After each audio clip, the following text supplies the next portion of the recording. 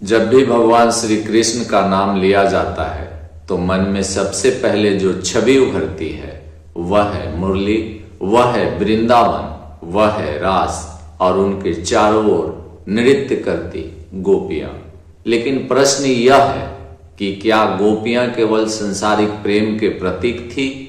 क्या श्री कृष्ण की अनेक पत्नियां किसी राजा के भोग का संकेत थी, या इसके पीछे कोई गहन आध्यात्मिक और पौराणिक रहस्य छिपा है? आइए आज इस रहस्य को समझते हैं, न तो निंदा की दृष्टि से और न ही अंधभक्ति से, बल्कि शास्त्र, पुराण और आध्यात्मिक विवेक के साथ। भागवत पुराण के अनुसार गोपियां साधारण ग्राम की स्त्रियां नहीं थी, वे थी पूर्व जन्मों की महान तपस्विनियां, वेदों की सृष्टाएं, ऋषियों की साधनाएं और आत्माएं जो केवल परमात्मा से एकाकार होना चाहती थी। श्रीमद् भागवत पुराण 10:17-61 में कहा गया है, नायम श्रियो अडगम न उन्तनाम हृदय प्रसाद, अर्थात जिस प्रेम का अनुभव गोपियों ने किया वह स्वयं लक्ष्मी जी भी सहज रूप से प्राप्त नहीं कर सकती।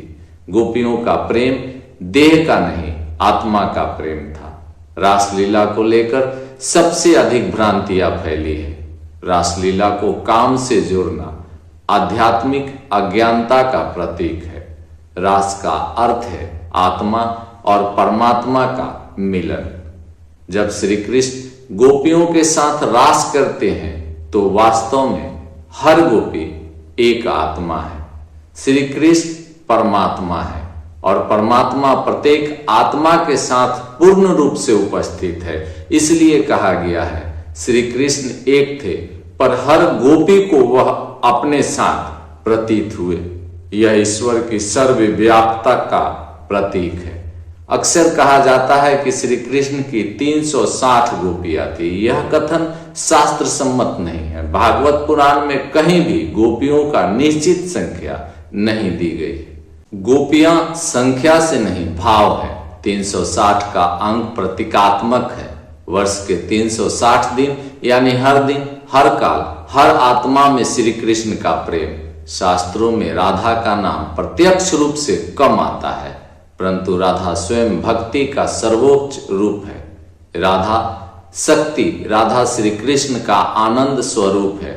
इसलिए कहा गया है जहां श्री कृष्ण है वहां राधा है, और जहां राधा नहीं वहां कृष्ण लीला पूर्ण नहीं। राधा कोई संसारिक प्रेमिका नहीं, वह स्वयं परम भक्ति की अधिष्ठात्री देवी है। अब आते हैं भगवान श्री कृष्ण की पत्नियों पर। श्री कृष्ण केवल वृंदावन के नहीं, वे द्वारका के महाराज भी थे, और एक राजा के रूप में उनका विवाह धर्म, राजनीति और समाज तीनों से जुड़ा था। रुक्मिणी लक्ष्मी का अवतार मानी जाती है। विदर्भ की राजकुमारी और श्री कृष्ण की प्रधान पटरानी। भागवत पुराण स्पष्ट कहता है रुक्मिणी स्वयं माता लक्ष्मी का अवतार थी। उनका विवाह प्रेम नहीं, धर्म और दिव्यता का संगम था। सत्यभामा स्वभाव से तेज, थोड़ी अहंकारी, परंतु भीतर से पूर्ण समर्पित। नरकासुर वध के बाद उनका अहंकार श्री कृष्ण ने तोड़ा नहीं, शुद्ध किया। सत्यभामा बताती है कि ईश्वर के साथ रहते हुए भी अहंकार का शमन आवश्यक है।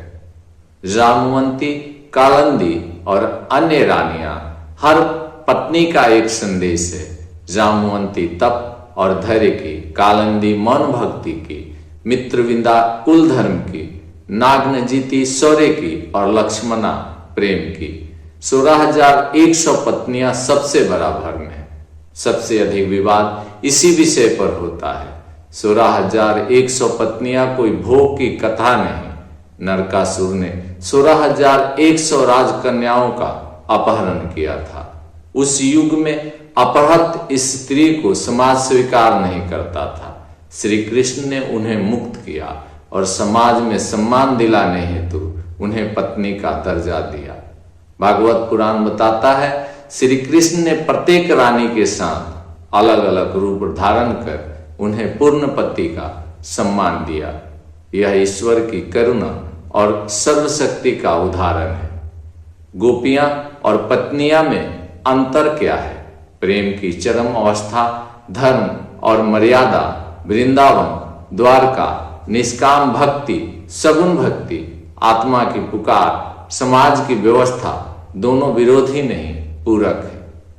अंतिम सत्य यह है, श्री कृष्ण का चरित्र मनुष्य की तरह नहीं, परमात्मा की तरह देखना चाहिए।